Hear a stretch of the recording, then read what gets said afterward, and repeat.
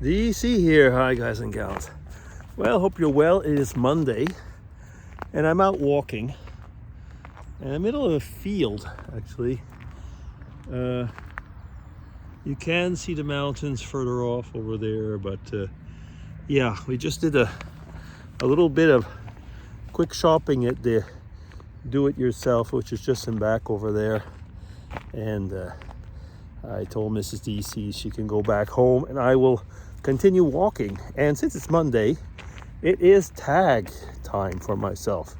So I have my questions here, and I checked before leaving and I saw that Jasmine actually had posted the Monday tag, which means that I've had time to copy the questions but not watch Jasmine's own response.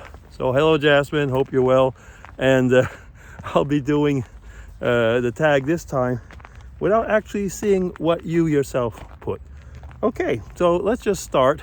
I haven't even really read the questions yet. So question 1 out of 5.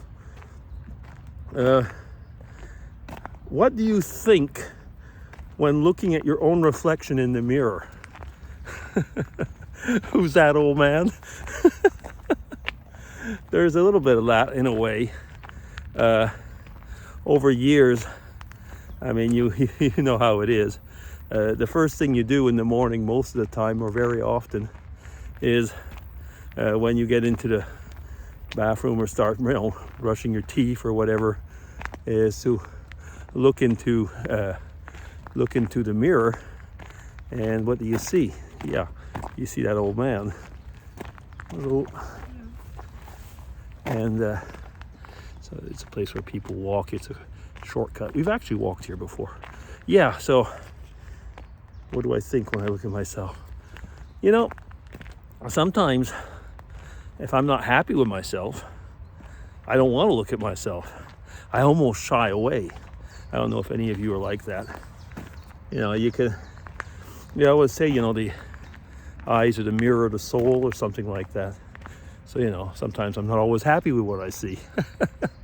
So we're entering the woods here. Okay.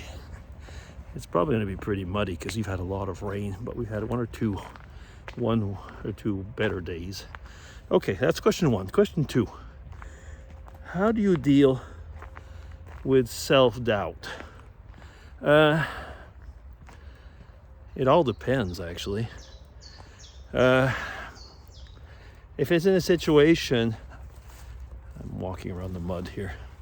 If it's in a situation where I know I've handled it before, like take for example, if I'm giving a talk, well, I don't do that much now that I'm retired, but when I'd be giving a talk or giving a course or stuff like that, in my former job, I just kind of like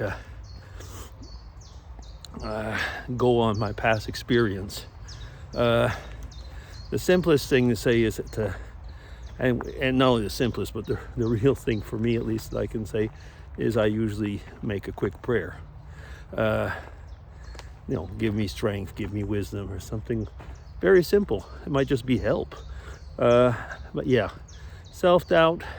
You know where self-doubt comes often, though, is if I've always been in an intellectual, I'm sorry about that. I've always been, or almost always worked in a place where there was a lot of high, I was going to say high level intellectuals. So of course you can doubt your own self, but you know where I've actually had often more doubt is if I was in a place like, for example, my uncles or my family or what, they're very manual and they're so much better at all these things than I am, you know. So when you're having to do things around, for example, around the house, you are not doing things intellectually, but manually. So of course, you know, then I was almost going to say I'm usually like the dolt of the bunch. So that usually is where I will have more self-doubt. Yeah. Okay, now, question 3. How important is communication to you? Well, those of you who have been following me by now know that it's very important. Yeah, it's very important. I think that if you don't know how to communicate, but communicate is, is not only talking and speaking, that it's also hearing and listening, and then very often just being there, knowing when to touch and when not to touch, when to hug and when not to hug, and so on. So communication is really, really important, but it's not just your mouth.